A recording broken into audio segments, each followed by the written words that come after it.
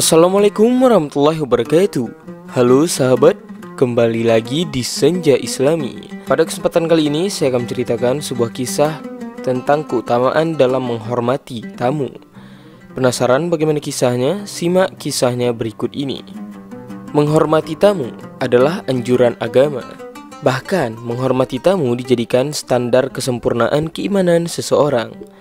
Sebagaimana sabda Nabi Muhammad SAW, siapa yang beriman kepada Allah dan hari akhir, maka hendaknya ia menghormati tamu. Hadis riwayat Al-Bukhari. Oleh karenanya, saking begitu pentingnya hal tersebut, sebagai orang yang beriman, maka kita harus menghormati siapa saja yang datang bertamu ke rumah kita. Tentu hal itu dilakukan secara proporsional. Semoga daripada kisah berikut ini kita bisa belajar betapa orang-orang terdahulu sangat memperhatikan masalah ini, bahkan ketika mereka mendapatkan musibah sekalipun. Pada suatu hari, Al-Asma'i dan seorang temannya berpergian ke sebuah pedalaman. Entah karena apa, mereka berdua kemudian tersesat. Jelas hal ini membuat mereka kemudian bingung. Kebetulan di depan mereka ada sebuah tenda. "Assalamualaikum," ucap Al-Asma'i mengucapkan salam. "Waalaikumsalam," jawab seorang perempuan, sebut saja namanya Fulanah, dari dalam tenda. Sebagai informasi, Fulanah ini adalah seorang janda yang beranak satu. Ia mempunyai anak yang bernama Uqail, yang saat itu tidak ada di rumah. Ia sedang pergi ke suatu daerah dengan menaiki seekor unta. Fulanah kemudian bertanya tentang siapa gerangan yang ada di depan tendanya itu. Al-Asma'i kemudian mengatakan apa yang ia alami. "Agar saya bisa menghormati kalian sebagai tamu, aku mohon palingkan wajah kalian dariku," ucap Fulanah, meminta agar Al-Asma'i dan temannya tidak melihatnya. Mereka berpaling dan tidak lagi memandang Fulanah. Sejurus kemudian, Fulanah kemudian mengambilkan alas lantai untuk duduk.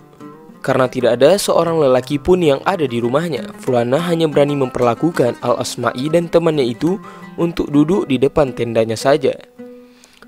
Fulanah pun kembali masuk ke dalam tenda. Tak lama waktu berlalu. Dari dalam tenda, Fulanah melihat unta milik anaknya datang, namun dinaiki oleh orang lain. Ia pun berdoa kepada Allah agar orang asing tersebut, sebut saja Fulan, yang datang itu membawa keberkahan kepadanya. "Wahai Ummu Uqail, semoga Allah memberimu pahala yang sangatlah besar berkaitan dengan putramu Uqail," kata orang tersebut mendoakan. Fulanah kemudian berkata, "Apakah putraku Uqail meninggal dunia?" "Iya," jawab orang asing tersebut kepada Ummu Uqail atau Fulanah tersebut. Fulanah kemudian menanyakan apa penyebab kematian anaknya. Fulan pun menjelaskan bahwa ada beberapa unta yang sedang ribut. Uqail kemudian terpental dari untanya dan masuk ke dalam sumur. Mendengar penjelasan tersebut, Fulanah ternyata tidak merayakan kesedihannya saat itu juga. Ia justru kembali kepada aktivitasnya yang pertama, yaitu menjamu tamu. Ia pun lantas meminta tolong Fulan untuk membantunya memotong kambing dan mengolahnya menjadi makanan siap santap. Al-Asma'i yang melihat keteguhan dan kesabaran hati Fulanah itu pun berdecak kagum. Betapa tidak, dalam keadaan sedih yang begitu mendalam karena kematian sang anak, ia masih bisa dan semangat menghormati tamu. Setelah Al-Asma'i dan temannya memakan daging kambing itu, Fulanah meminta dibacakan ayat Al-Quran yang bisa menghibur dirinya yang saat itu sedang sedih. Kemudian Al-Asma'i membacakan ayat berikut ini. "Dan kami pasti akan mengujimu dengan sedikit ketakutan, kelaparan, kekurangan harta, jiwa dan buah-buahan. Dan sampaikanlah kabar gembira kepada orang-orang yang sabar, yaitu orang-orang yang apabila ditimpa musibah mereka berkata, 'Inna lillahi wa inna ilaihi roji'un.' Sesungguhnya kami milik Allah dan kepadanya lah kami kembali. Mereka itulah yang memperoleh ampunan dan rahmat dari Tuhannya, dan mereka itulah orang-orang yang mendapat petunjuk." Quran Surah Al-Baqarah ayat 155-157. Mendengar ayat tersebut, Fulanah masih tidak percaya. Ia memastikan dan bertanya kepada Al-Asma'i, apakah memang seperti firman Allah dalam Al-Quran? "Iya, seperti itu keterangan yang ada di dalam Al-Quran," jawab Al-Asma'i mengiyakan kepada Fulanah. Fulanah pun lantas masuk ke dalam tendanya dan mengerjakan sholat sunnah beberapa rakaat.